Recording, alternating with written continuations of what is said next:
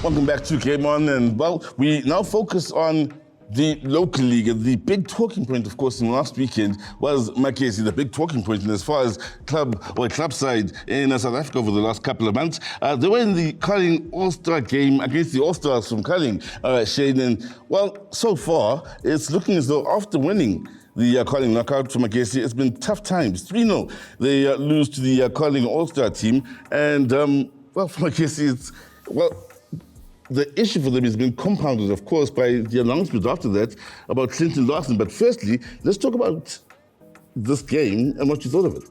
Well, Chiefs beat them 3-0, basically. Chiefs beat them 3-0. Yeah. I was about to say, let's talk about Kaizer Chiefs. I had to check myself there first. We've got to talk about that. Yeah? All 3 goals came from Chiefs youngsters. You know, I hope their coach was watching and seeing that he's got talent there.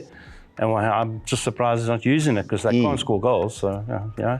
But yeah, I mean, with these games, you know, you always look at it. I think the All-Star team's always going to win it, to be very honest with you. You know, when it comes to a matchup like this, Magesi, if you look at their history over the last month or two, has been shocking. You know? Since they won the Carling, they've just gone backwards.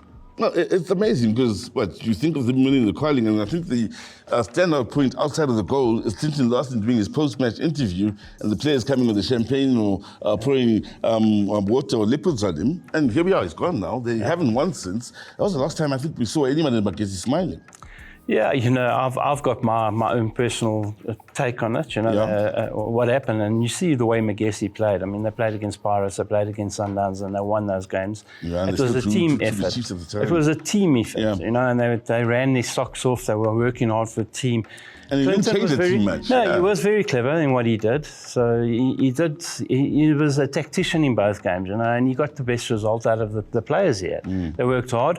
Since they've won that, it looks to me like the players are now thought, well, we've made it now, you know, we can take our foot off the pedal, we don't have to work that hard. And that's a big problem. And I think Clinton has seen that, and that is why very cleverly he said, guys, I'm stepping away. I have to ask you, December time, and now things are different in December time, in that we don't usually close at the middle of the month like we used to for many years. We try and play through December here in South Africa. This sort of tournament, this sort of game, how does it benefit clubs? It's great for the fans. Doesn't benefit any clubs. You know? It benefits the sponsor, it benefits no one else besides it. You know, great for the fans that they're picking the team, but the players in the team. But I mean, for the rest of it, I mean, it's just taking another weekend out of your schedule. Which, I mean, for me, at this time, if you're going to play the games, play your league games and get it done. You know, but anyway. That's here's the thing, though. Last year, in fact, my last great memory of Ijumile Nkwine, the great Ijumile Nkwine, was this game last year. Man of the match, and that was almost like his farewell game. And Chiefs struggling now for goals. And a good number of Chiefs players in this team, and a couple of them score. Isn't it maybe a good thing for Chiefs? Well, we'll see now. We'll see what he does. If he brings those 2 youngsters into the squad and if he uses them, you know, utilises them. If you're short of goals and you've got 2 kids that are scoring goals against a Premier League team, for me, it's a no-brainer that you've got to bring them into the squad. I'm not saying you have to start with them, but you've got to bring them into the squad. I mean, if you're struggling with goals and you've got 2 youngsters that can score goals, why not? But play them in their right positions. Don't play them as defending midfielders when they want to be attacking midfielders. I guess we're talking about Zwani here. They're game time, but as a deep line midfielder. You've got to look at it, and I hope he takes notice of it and he changes it. But you know, end of the day, they know what they're doing. You know, I'm not the coach. Well, games to look forward to. Well, who knows which Welham shows up in any given week, but the Africa is a TS Galaxy where you can say they're just about the same thing this season so far. And what should be a really interesting game where both these sides need to win. Both sides need to win. I think Galaxy are getting better of the 2 sides at this stage. You know, you look at it, they're undefeated since the coach has left, if I'm not mistaken. And if you look at this game, it's a must-win. Royal AM has been the joke of the whole PSL over the years. You know, over the year.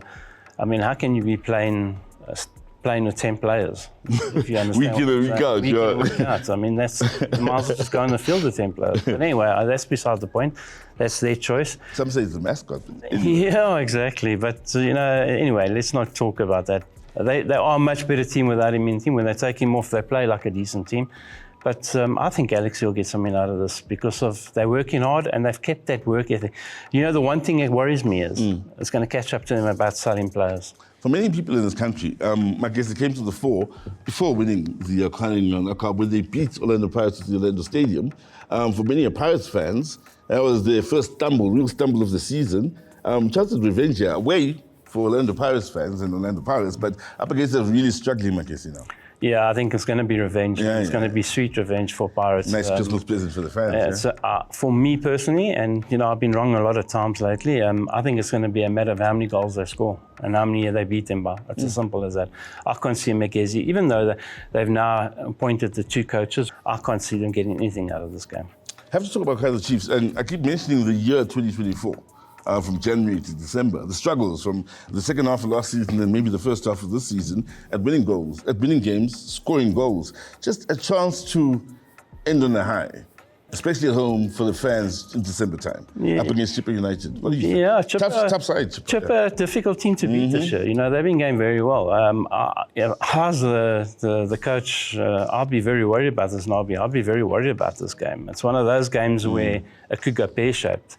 Fans are not happy at the moment. If they don't bring players in January, or if they don't bring those players into the squad and change their whole pattern of the way they're playing, there's going to be big trouble. I know he's looking for a big boy up front, but... He's talking big when it comes to signings and the need for players. But traditionally in South Africa, January, do you remember a club making 4 or so signings in January? I don't not come really. to mind. Not really, but when you get to this stage and you're looking at the way Chiefs are playing, I would be making the 4 changes. Really? I would be bringing players in, you know. You have to. I mean, you can't keep on with the same squad. Having played in the past, is it easier to move in January? Or is it easier to move end of the season? For those that aren't in the know, is it easier to sign in January? It's harder because you now got to go get used to a whole new system. You've got to get used to new players and used to a whole everything else, you know. So it's difficult to integrate into the team. But for Chiefs, it's a must. They have to do it. They're not going to win games with the squad they've got at the moment. Let's be honest and let's be simple about it. They are struggling with the players they've got. They've got to bring someone new in. They need to get a striker in. They need to get attacking midfield in.